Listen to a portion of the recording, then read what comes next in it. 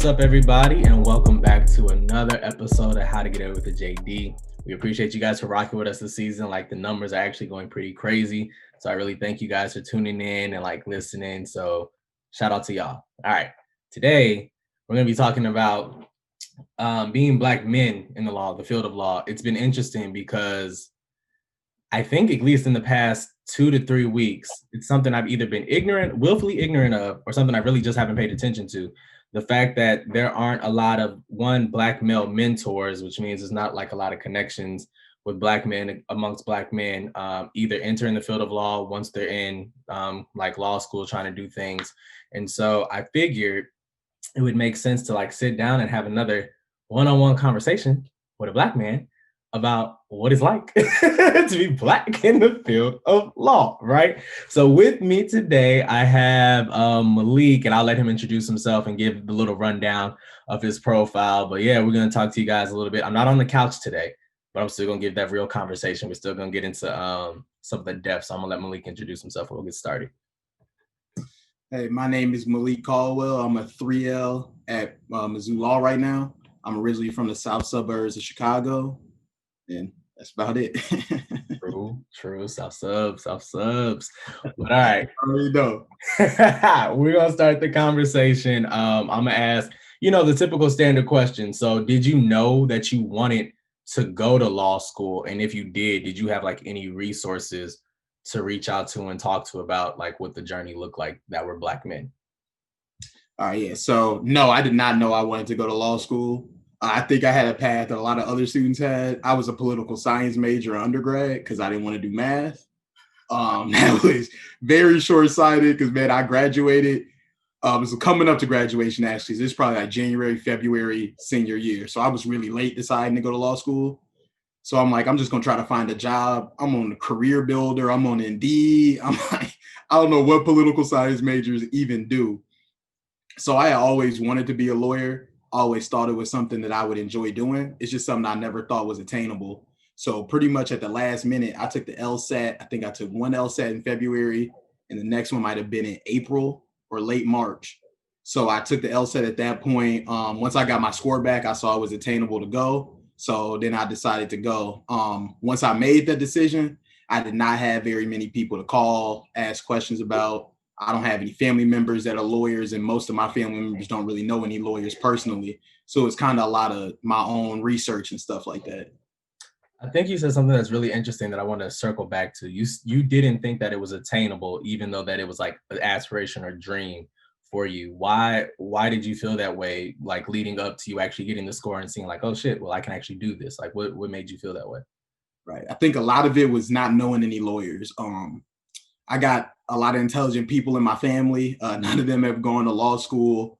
And then the next thing was just the you hear about law school and all you hear about is just this expensive journey, something that you don't know if it'll even work out for you in the end. You get a lot of it's a big risk type of talks.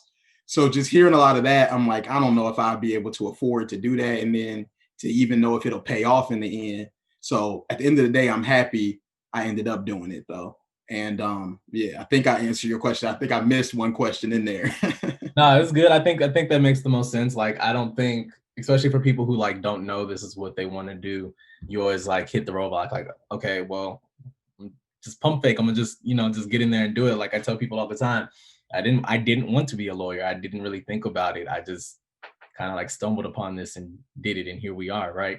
But I do find it interesting, like you didn't have any resources because nobody in your family was a lawyer. I really didn't have any resources because nobody in my family was a lawyer.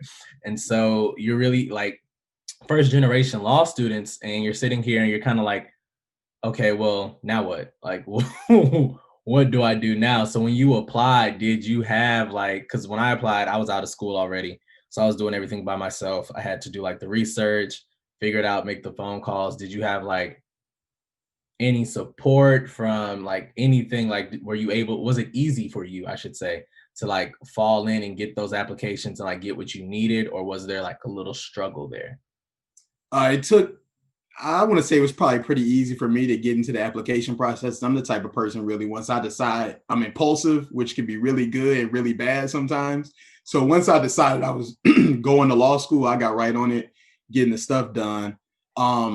It was tough getting back into the process of applying to schools, but luckily I went straight out of school, so I was kind of still in the mode, and I ended up staying here at Mizzou, so that made it a lot easier. And as far as resources, I have my mama. She don't really know anything about law school, but she could be a good therapist from here to now, so that helped a little bit. Let me tell you something. Moms, they be knowing, like they can be like, it's okay, but do it. Right. Do it now. Do it for me later. You're gonna buy my Birkin later, so it's cool. I get it. But just along the lines of like identity and things, you chose to go to a PWI. You didn't choose to go to like an HBCU. You didn't an Ivy, like any of that. You chose to come back to Mizzou because it's what you knew. But how has, looking back on it now 3 years later, how has that decision either shaped your view of like the entire law process, or what are some things looking back now that you kind of wish you might have done differently, or if anything at this point? All right, so the T is hot on this one. So Tell me. as far as my decision to with the PWI, what a lot of people don't know about me is in undergrad, I was seriously considering Morehouse. I had never visited Morehouse. I knew nothing about Morehouse, but younger me, I loved Morehouse. I really wanted to go to Morehouse. So I applied around. I got into Morehouse. I didn't get any money from Morehouse, and Mizzou ended up giving me a really nice scholarship. I came here and liked the campus, so I decided to come here. For law school, I was telling myself I'm not coming to Mizzou. I'm leaving. I wanted to go to Chicago, Kent, or DePaul, or like Loyola or something like that, right?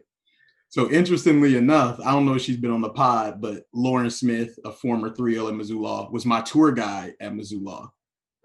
So I come from my Mizzou tour. I told her this on the tour too. And right before I left, I was like, you just sealed the deal. I'm signing to Mizzou Law. So I guess coming to Mizzou Law. So I did the tour. You know, I met Lauren. After meeting her, Mizzou Law just had that homey feel to it. I like the close-knit community of it. I like the idea that you're not just a number. I think that's really important, was really important for me in law school, was to be able to feel like I'm appreciated and that the faculty in the school know me, my other students know me. So that worked out well. Looking back on it, something I wish I knew.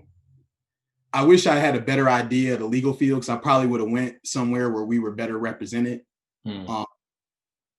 It's just tough. You know, I think when I went on my tour and I talked to Lauren, I had an idea. Like, I knew Mizzou's demographics. I knew it wasn't going to be a large percentage of other Black people in our law school class, obviously. But after my tour, I was kind of expecting a little bit more than what ended up happening. So I do kind of regret not having a better feel for that and trying to go somewhere where I could be around more people that are more like me and going through the same things I'm going through. Because I think besides you and I think there's 2 other Black males in our class, maybe 1 other Black male. I'm not entirely sure. Two. Right. Let's say 2. 2. Round it up. We're just going to say 2. So I wish I did that, because I think that would have helped me a lot early on. Like first semester, that would help me a lot with feeling a bit more at home at the law school. But one thing I can say about Mizzou is it's a great place, and I've gone to school with a lot of great people. And it did prepare me for what the real world is like outside of school, where it would have been nice to go somewhere we were better represented, but that's not the reality. And it's shown me a way to move in those circles. And it's kind of even given me a better value on maybe someday later in my career, I could be that guy at a law firm that comes to a university like Mizzou and does an OCI, and I pick a Black student to come on as a summer associate or something like that.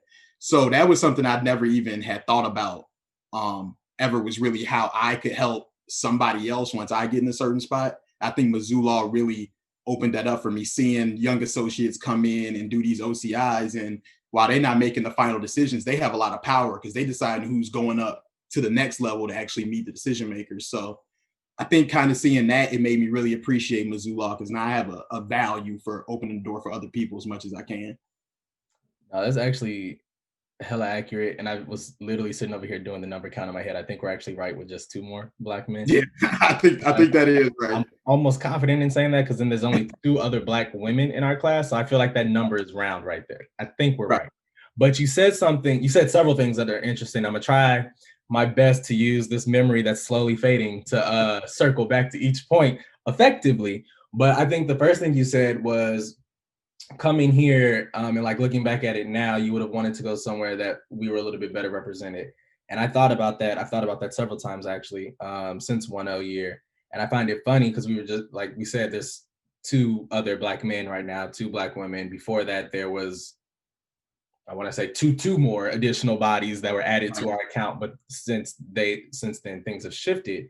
Right. But we all weren't necessarily close, right? Like we all, like Malik and I in full candor really just started having like conversations and like texting and whatnot in our 3L year. And one, because we were in two different sections. And I do think that played a part in it. But then two is just like, all right, I see this Black man. I got to be better than this Black man right here because like I'm trying to get a job too. This nigga's like he's my competition at the end of the day. So I think that's interesting that you bring that up, and I'm like sitting here like playing it back because there's no reason that Malik. Honestly, there's like looking back at it, there's no reason that Malik and I shouldn't have been like closer then than like how we are now. We have a great time now. Right, like we kick it now, pandemic and all. We kick it safely, of course. Everyone exactly. Right. Follow all the guys. Still COVID free over here, just so we're clear.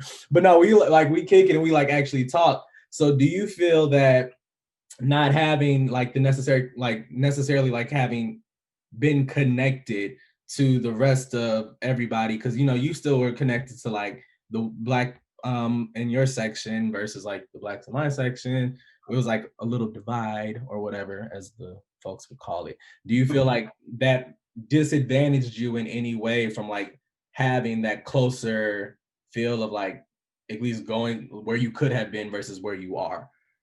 Yeah, I think I think one thing, at least with the way Mizzou law does it, and I think that's the way a lot of law schools do it with the section system, 1L is where you really meet your friend group. So the fact that we were in two separate sections, and in my section, I think I had two other Black males. So that brings the pool down smaller, right? Because you're not going to get along with every Black person either. Everybody different. So that brings the section down smaller. And then you have different experiences. It happened to be I get along with you and some of the people in the other section a lot better. But the way 1L year is set up is you so separated. Like 1L year, I rarely saw y'all around the building. Unless like a general body meeting or something like that. Like I don't get to see y'all a lot. And then when I do, we moving. I got a class here, y'all leaving class to go work on some or the vice versa. So I think the section system had a lot to do with it because I built at least a lot with my friends now. I built a lot of them connections 1L year. And I think that has a lot to do with it. And then the classes are so different. So it's like, yeah, you were in torts and I was in torts, but we can't really get together and do no tort stuff because our classes are completely different. No, sir. So, yeah, I think that separation played a big part in it because like you just said, we kick it now, we text, we talk, we have a good time. It's like there's no reason why we wouldn't have been tight 1L year, 2L year, just like we are now. So Malik's a great time, everybody. If anybody would like a friend in real life, Malik is a great time. Though. I just want to throw that out there. But then you also said something along the lines of representation when it comes to like people who like come back and recruit, right? Yep. And this is a touchy subject for a lot of people, but the reality is that like even coming into Mizzou law, they push big law, big law, big law, big law all day long. That's like the number one focus because that's where the money is. That's like the whole system. That's really how the legal field is set. Like people's mind goes to big law. And then God forbid you want to do like public interest work or something else. It's just like you on your own. Like, excuse me, what? But like even sitting in the OCIs, like myself, my 1L year, and just like seeing like the different younger people who would come back. Every interview I had 1L year and 2L year, none of them looked like me. Right. Not a one. And I think in the beginning it was like, okay, well, I don't know how I'm gonna like force this connection to like make you want me or whatever. And then I'm seeing like Malik, AJ. Yeah, Malik and AJ were like really prominent like OCIs and getting callbacks and doing other things. I'm sitting here like, well, fuck, like what am I doing wrong? Like here I am in like these same interviews and we're still like it's not meshing. But I think what you say is interesting. Like for those who go to like big law, there is like at least in my mind, a responsibility to want to get on like those hiring committees and things, to want to come back and sit and like, recruit and meet. You don't necessarily have to hire every Black person, but at least having the face in the building, I think makes a lot of sense. So I would say for you, what has been your experience with start of 1L OCIs after all the boot camp bullshit or whatever that we had to go through? From interviewing from 1L year to going to 2L year to now even like job hunting. What has been that experience for you based off, you know, like everything? Right. So I actually want to respond to something you said. How you said it doesn't, you don't even have to hire everybody you bring in, but giving somebody that chance is huge. So my 1L year, I interviewed at a lot of big firms and made it to the second round of a lot of big firms. My 1L year, Thompson, Coburn, Shook Hardy Bacon, Lewis Rice, Lathrop Gage, a lot of those firms, I made it to the next level. And what I realized is when you go into those places, you did an interview. And at the end of the interview, they ask you, have you interviewed anywhere else? Is there anybody else with interest in you? And it just has, I think it only works in your favor, where even if you don't get those jobs, like I ended up working at Lewis Rice my 1L year, and I was able to go into Lewis Rice, and that was my last second round interview. And they said, where have you interviewed from? Who else are you waiting to hear back from? Thompson Coburn, Shook Hardy Bacon, Lathrop Gage. I didn't end up getting any of those jobs. But I think it would be foolish to say that didn't help me get my Lewis Rice position, because as wrong as it is, it's the way society is. And it helps when the people in power can say, oh, like somebody else saw it. It's kind of like a confirmation. It's like confirmation, it's like, okay, we right, this kid might have something going on. There's somebody else is interested in them. So I think that's very important. And that's one of the things where I could tell you now, any job I work on, the first thing I'm trying to do is get on a hiring committee. Because I didn't OCI with one African-American associate, not one. And I don't want to say that's representative of every firm or every type of law. I just think it is the reality in big law. And that, as you said, that's what's pushed. So I went into those interviews same way. It's just different. So after the first one, I can't remember the first firm, but you go into the first interview, you kind of get an idea of how it is. And it's different. I'll never forget, one day I had an interview outfit picked out. It was a blue suit with like a salmon shirt and just a plain blue tie. Before I left the house, I said, I ain't gonna wear that salmon shirt because I don't want to look like So we're gonna talk about that. We are. And that's just a small example of like what goes on. That's some things you think about. Like I had a golf tournament my 1L year at Lewis Rice when I worked there. I have tattoos. So I had to make a conscious decision about, I had a golf polo I liked, but the sleeves came up to right here. And I like right here. And I got tattoos down my arm. So I got to wear a polo with sleeves down to my elbow. Whether that would have mattered or not, that's just what's in my head. Because you get there and you're the only one there. And Lewis Rice is a great place with great people. But you look around and you don't want to do anything to make them question you. I think that's a huge thing, because you don't think of lawyers as young Black dudes with tattoos. So you try to cover that up as much as you can because you want to look lawyerly to them, No, that's hella real. I'm glad you brought up the code, like the dress code, right? Yep. The dress code that nobody talks about. So I know it was somewhere in 1L, but it really got addressed my summer job when I worked for complete blank. When I worked for Judge Epps, and I know for those of you like who have listened to the podcast, you all have heard like since then he is now, I consider him like a mentor, but at the time of like going through and whatnot, and I mean like Professor Hinton had said this to me a while ago. Back in the day, I like to dress, right? Like when I was out of school and I had to work, I could dress however I wanted to. So I could do like the different colored shirts with like the suits, color block and do those things. Right. Maybe after my second OCI, 1L year, Hinton was like let me talk to you for a second. Pulled me to the side and he was like there's a dress code, right? And I'm like, obviously there's a dress code. Yeah, I'm setting the dress code. What do you mean? But he was like, no, there's a dress code that is not addressed and you have to, like, for people who look like us, you can't deviate from it. And he was Right. like, I said, I mean, okay, cool, whatever. Didn't think about it after that. When I worked for the judge in the summer, he talked about my earrings because both of my ears are pierced, and I would wear like it's who I am. And then I have 2 tattoos, but you really can't see mine because one's up here and the other one's here. So unless I'm just like out in the streets, you're not gonna see these.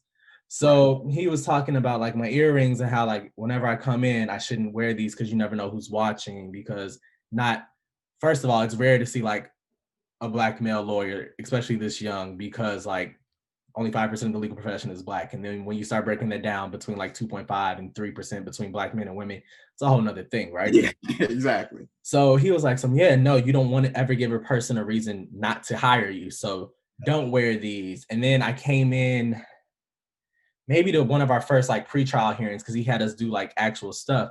And I had on, you know, the Navy suit, and I had no, it was black, it was a black suit, it was a white shirt, and it was a black and gold tie. And he was like, it was a black shirt and then a black and gold tie. He was like, I just want everyone to like notice what he's wearing. Is there anything wrong? And because I had like the little lapel flower and everything. And they're like, no, I don't think so. Right. He's like, I don't think so. I think he looks nice. He said, well, you're wrong because that shirt shouldn't be black. It should be white, or it should be like a gray or like a light blue. And then your tie should only be a red or like a navy, or like he was like breaking these whole color things down. I'm just sitting here like, what? Like, why? Why does this matter? I look good. I can talk, like I can do all of these things. All of a sudden, like that one thing can set me back so far. So I was very cautious about that going into 2L OCIs and like sitting in rooms. I was like, I would look and like want to grab like, you know, like the fly fit with like the decked out. And then I'm just like, navy suit, white shirt, navy tie. Simple. So for anybody watching this, and this is something that I talk to like some of my mentees that I currently have now, be cautious of like how you present yourself, I guess. Now I'm never a proponent to tell somebody like, don't do you, because at the end of the day, I agree. Once you get hired, you're going to be who you are, but figure out a way, I wouldn't even say to tone it down, but to like present how they need you to present. And then once you secure that bag, all bets are off. Yep. All bets are off. If you don't think I'm walking into work when I start work with these earrings in, oh, you're lost. You're quite lost. And it's only a precaution, because I also don't want to make it like that's what all these people that are making these decisions think. But I think of it kind of as just, and maybe I'm wrong, but it's something that comes up in my mind. And like you say, you know, I'm dressed good, I'm talking good, I'm presenting well. And in my mind, what I worry about is I don't want to be dressed too good where my talking good and presenting well turns into a negative. Because I want to watch my language. I don't want nobody saying, look at this shiny, you know, coming in, you know, so like that, I was a long time, I've been looking at these Versace loafers for 2 years. And the reason I haven't bought them is because I keep, whenever I bring them up and think to myself or talk to my mom about them, the question that comes up is, when are you ever going to wear them? And they just normal, they dress shoes, they flashy, but they dress shoes. And it's just crazy that comes up, that it's like my shoes. I got a nice pair of brown shoes. I was at work one day and a attorney in the office came up to me. We standing at the elevator, and these just Aldo's. I got these out of Nordstrom Rack. He looks down, he's like, oh, like your shoes are nice.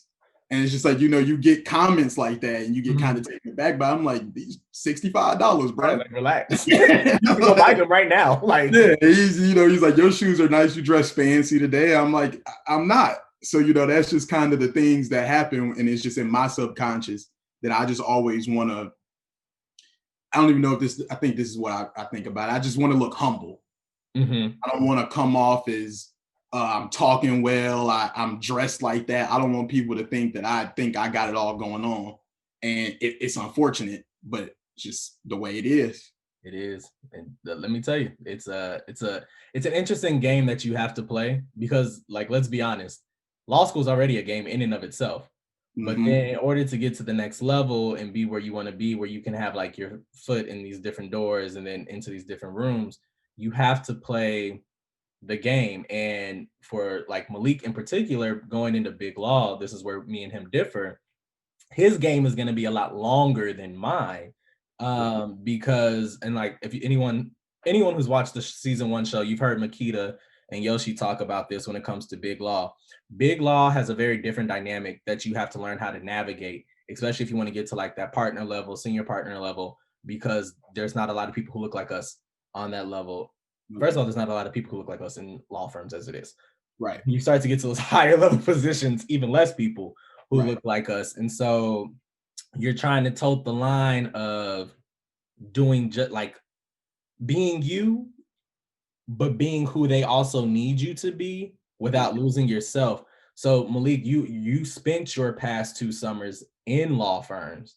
Yep. Have you ever felt that you had to compromise who Malik is in order to advance your career to the next stage of who XYZ firm and XYZ firm wanted you to be?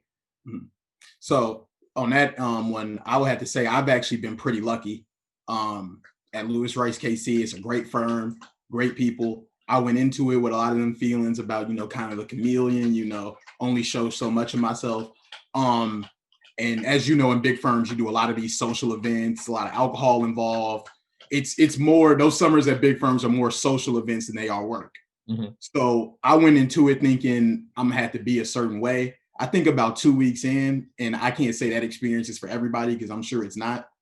2 weeks in, I ended up being at a firm I was just really comfortable at, with, I should say, most people who I think I could truly, be myself around. That comes with its own limitations, but I don't ever feel like I was faking like like the first 2 weeks.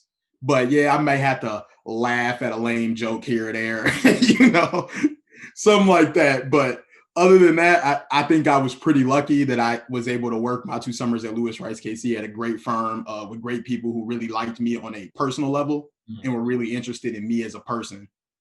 So I think I don't want to say unusual, but I think different because I've heard different stories. So I think I just got lucky and landed somewhere where I fit in pretty well.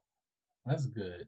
Shout out to you. Yeah, I mean, I could say the same, right? Like I could say that like I didn't have to compromise who I was when I worked for State Farm for the summer, but there are definitely moments where I couldn't give, like what I wanted to give. And I'm thinking of like one instance in particular, because I worked on a project about like future looking at things and like delivering TNC style, like weed and alcohol and things like that. Right. And somebody had like jokingly said like, oh yeah, now you can get your weed delivered to your house. And I was like what? I said, what?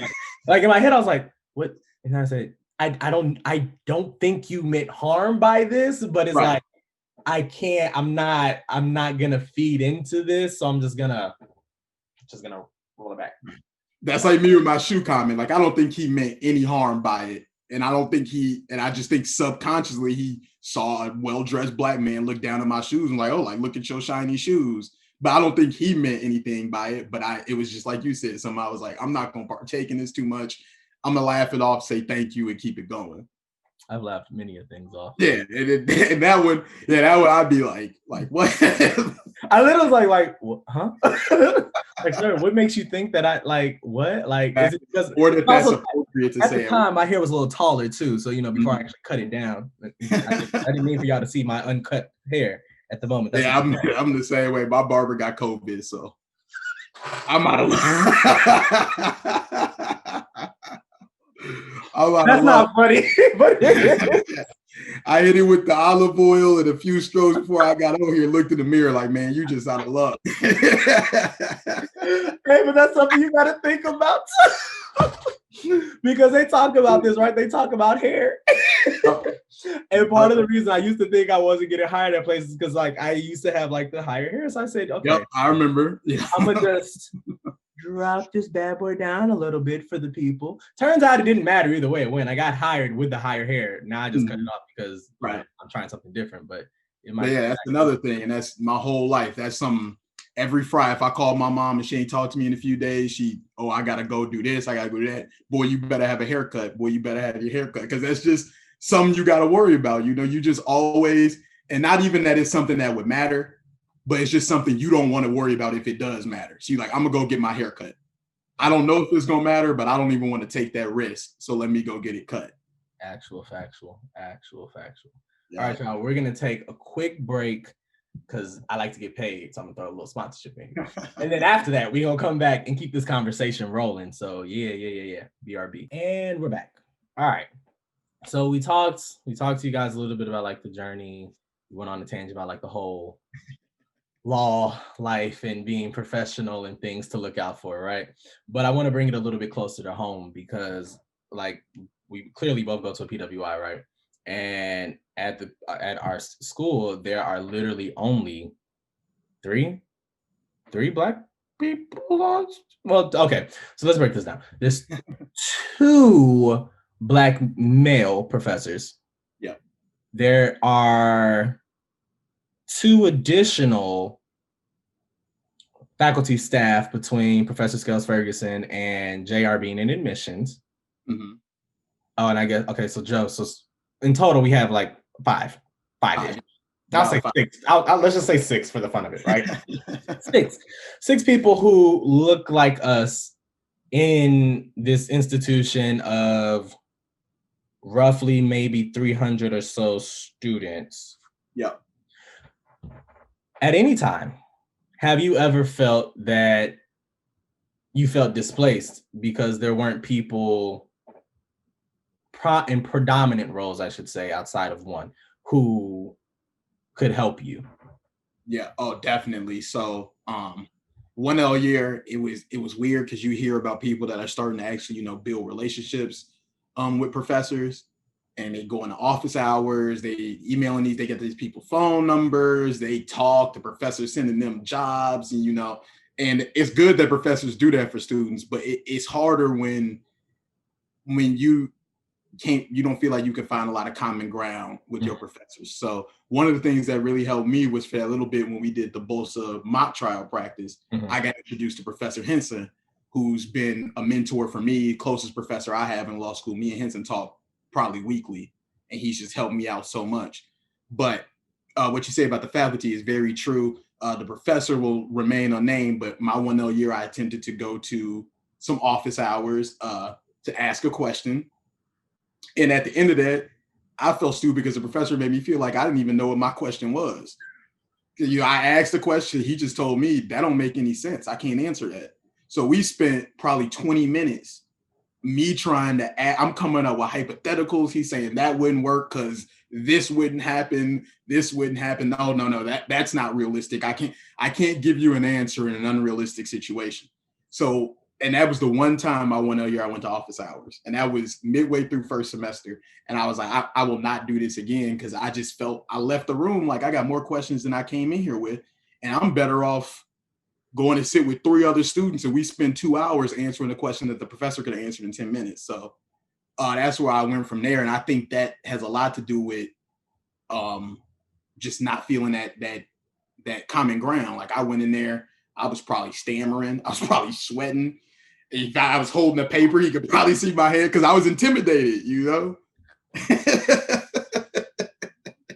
Right. I'm intimidated. And I'm Professor I think, and I get to question, I think this is my question. And then he telling me, man, I'm looking at him like, oh, you're right. My question don't make sense. Yeah, you're right. So, I think that's a big part of it.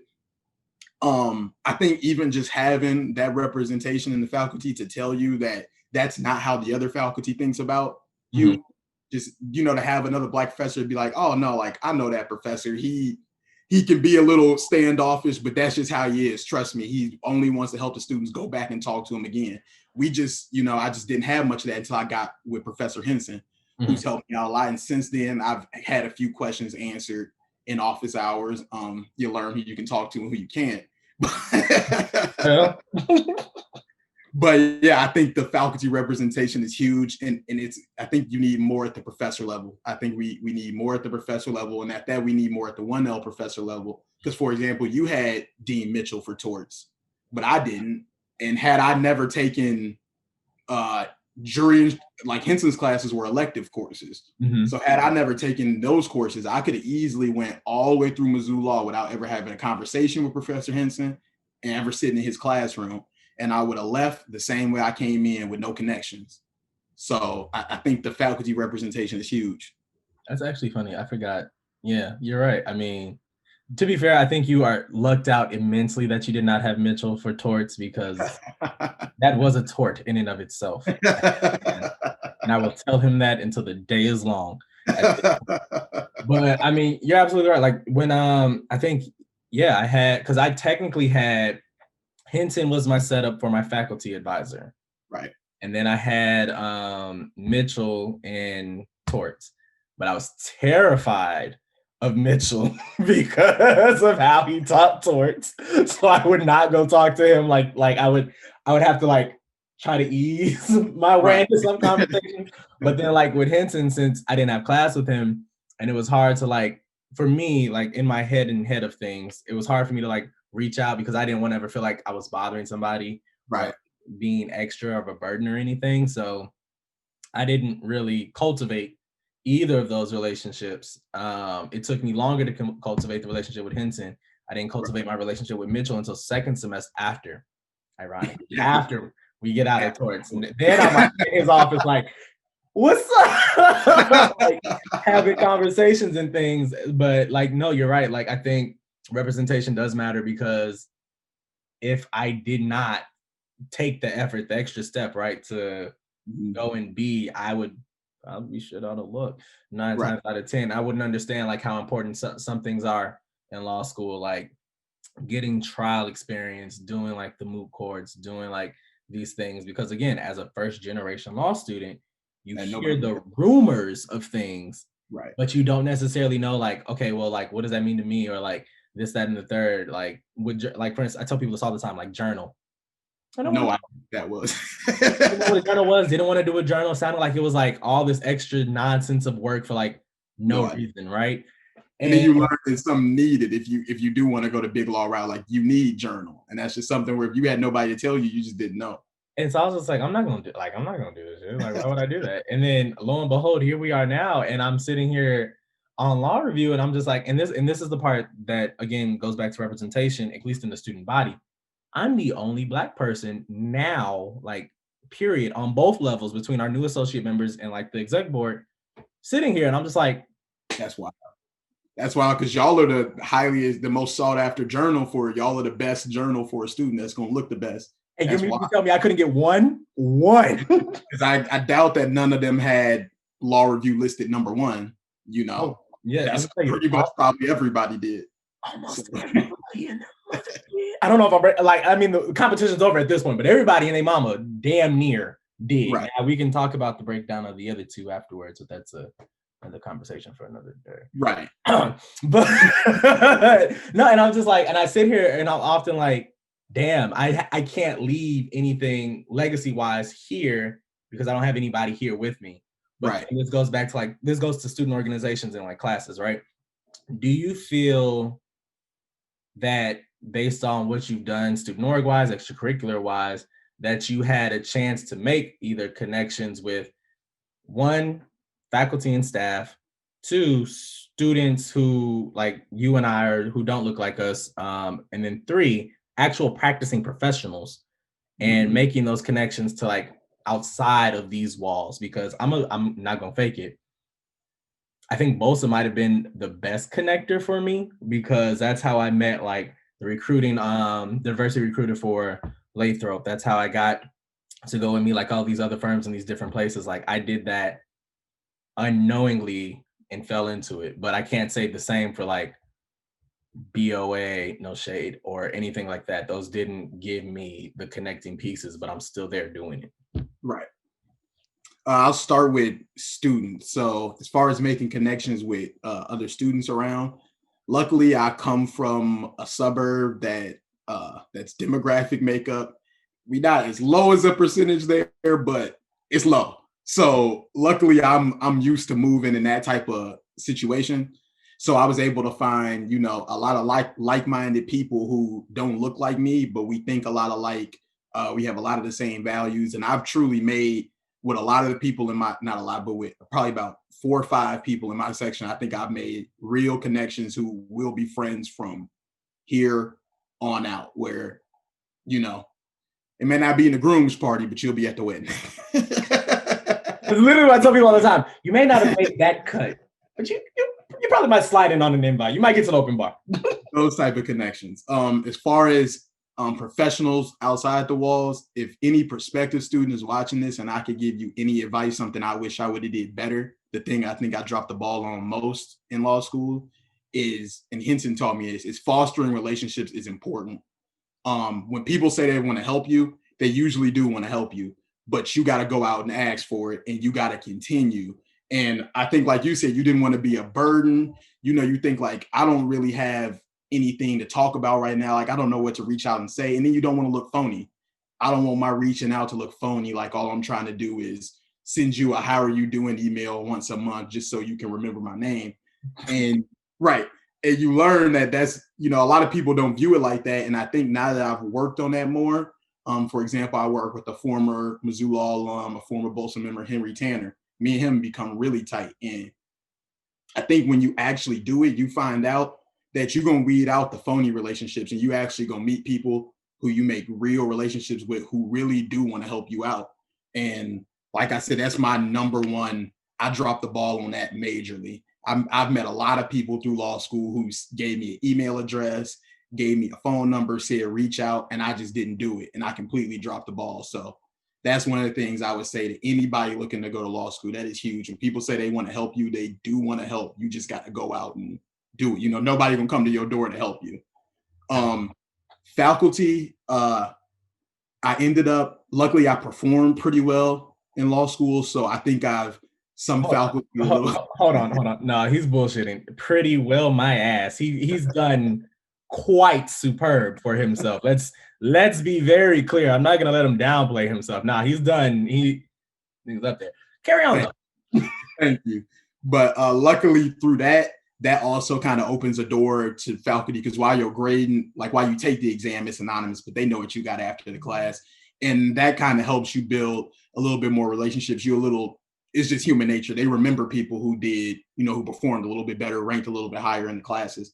So that was able to help me out. And then Professor Ferguson coming to Mizzou Law, I joined the academic success program. I started tutoring torts. And Professor Ferguson has already, told me she knows people at Louis Rice St. Louis and that type of thing. And that's a relationship I began to foster. I was actually just emailing her back and forth, inviting her to come watch my basketball team play in January. So, that I started building those relationships late, but I would tell anybody, get the ball rolling in 1L year, because it only helps you in the end. And this profession they don't lie. That's one thing you hear a lot of overblown things about law school before you go there. They don't lie. Connections are everything. Mm-hmm. Connections can get you, you could be a great interviewer and you could be possibly a great lawyer, but you're not a good test taker, and maybe your grades don't show your true potential. Connections will get you in that door. And what I will say, when you sit down, once you get in the door and you sit down across from the table, if they like your interview, they'll look past the grades, because the grades just get you to the table. If they like you, you can come above that. Grades are important. I don't ever want to make it seem like it doesn't. But Absolutely. the grades get you to the table, and your personality and you as a person, your work ethic gets you past the table. And then after that, your work product keeps you going on. Nobody is going to care what class, like everybody's told me that I've worked with, and as I've met people in profession, they're like, once you get your first job, you will never get asked, what was your GPA in law school? Never. What was your GPA? What did you get? Yeah. Where was your class rank? Like, nobody, maybe, that's what you get asked when you apply for your first job. But once you put a year in on the job, they want to know about your work product. And I know I got plenty of friends. I know a lot of people who are lower ranked in the law school class, but are intelligent people, hard workers. They think outside the box. And we all got different talents, and grades just don't show all of that. So I kind of lost my point in there, but I mean, all points are being made though, because I've said this to them several times. Like, I've said this on this podcast several times. I just feel like sometimes you just have to have other people say it. Right. And no, I did not coach him to say that, nor is he being paid to say these things. Everything is voluntary. No preparation before this. Not at all. Just off the cuff, as always. This is how this rolls, right? So I do want to ask, because I mean, outside of playing basketball in January, we're gonna talk about that because COVID. But have you ever felt disadvantaged by the color of your skin? Whether in class, whether on the job, whether job hunting, have you ever felt disadvantaged? If so, how and how have you dealt with that? Have I ever felt disadvantaged? It's hard to answer because I don't want to overstate myself, but I've done, I ended up doing a lot of what I wanted to do. Mm-hmm. So I've had a fair amount of success in what I've tried to do in law school. So it's hard to say in law school if I have. I'm sure it's had some negatives on me. I think I've just been able to overcome. But in outside life, yeah, of course, um, that happens all the time in outside life, and in I think a little bit. I think I was at the beginning just based off of I felt alone like the first 3 weeks of law school. I had no friends. And I think maybe I'm minimalizing it by taking it to a social perspective. But I think that's where it was. I think I felt alone a little bit. But other than that, no, I think I've been very blessed and very lucky. But what I understand is that's not the path for everybody. So that's why I just, if I could give any advice to anybody, I would love to help them because maybe the things I did help me overcome, and I would love to help somebody else overcome. But like I've told you when we get together as Bolsa, I've told a lot of people in Bolsa, I'm blessed and highly favored, and I don't have a problem saying I've come from a place of privilege. So I think a lot of my disadvantage, my parents have shouldered a lot of that and worked really hard to put me where I'm at, and I've carried the ball from there. So as far as any blatant disadvantages, I don't think so. Would I be surprised if somebody saw my name on the application and immediately knew what color I was and was maybe like, yeah, you ain't no hiding Malik Jabal Caldwell. Like they know what that is.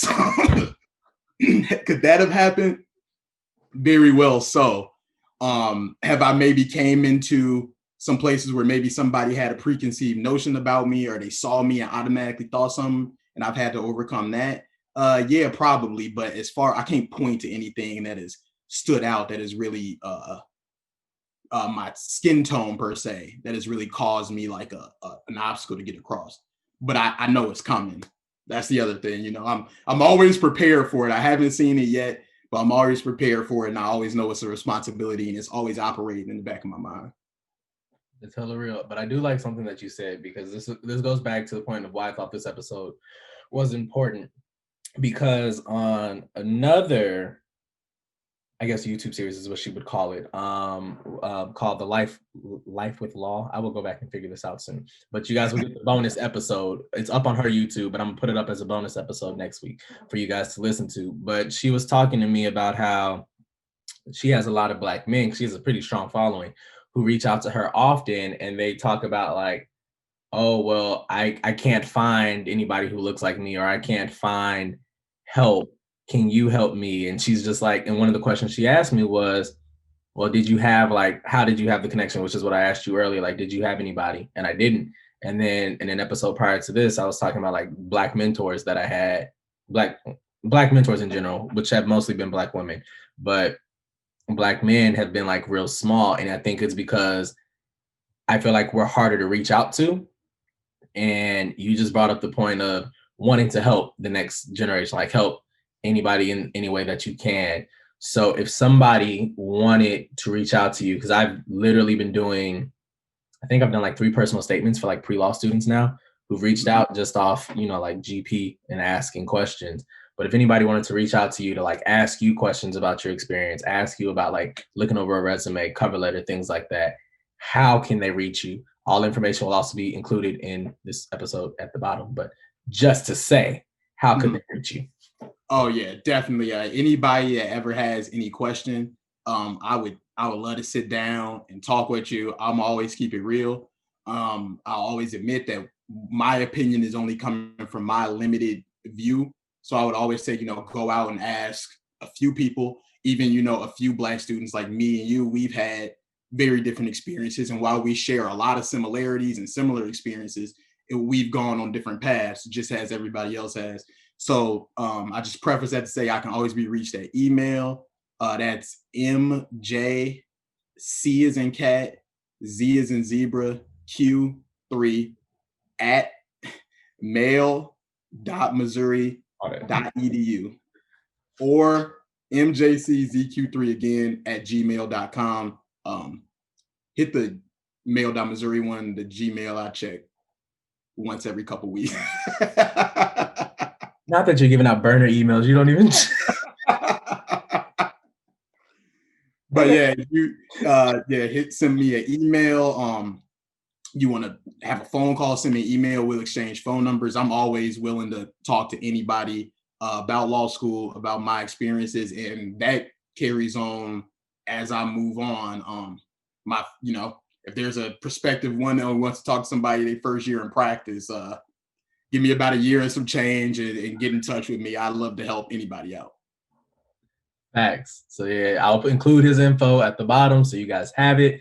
Make sure you reach out and use the resources. I know you guys said the resources didn't exist. I'm trying to build the resources for you so they can exist. So make sure you use those tools. But before we go, I'm going to bring back a question that I haven't asked anybody this season, partly because it's just been me. But last season, I used to ask this question at the end of every episode. If you can give a piece of advice to a pre-law student and then a current law student, what would that be? And you can go whenever you're ready. Okay. I'll go for the current law student. To a current law student, I would say, I'll start with the current law student. I mean, if you're a current law student, I would say think outside the box. I think it's really valuable in our profession to have a lot of people that look at situations from different perspectives in a room. I think that's really valuable in your profession. In the firms I've worked in the litigation meetings and the type of meetings with the big teams, you hear 3 different perspectives on a case or where something should go, or somebody would say we should file this motion and somebody else say that won't work because they'll argue this. So think outside the box. Don't ever have like just that one track mind. That's something I've had to work on, is getting my blinders off. So always think outside the box. Always try to think of a nominal idea. Think of a way to solve a problem, working smarter, not harder. Just always try to be coming up with new stuff that'll only help you. For a pre-law student, I would say 1, take time for yourself. This is tough. This takes up a lot of your time. It's a really important part of your life, but don't let it consume you. And then I think that would go to my next point, is just be you as much as you can, because as we discussed, there will be them situations where you can't. So be you as much as you can. Do things, that make you happy still. I guess I think a lot of people get this same information, but it's just true. It's a lot of time. I'm not here to tell you it's not stressful. It is, but people that tell you that you don't have a chance for your outside life, outside law school, aren't doing it right.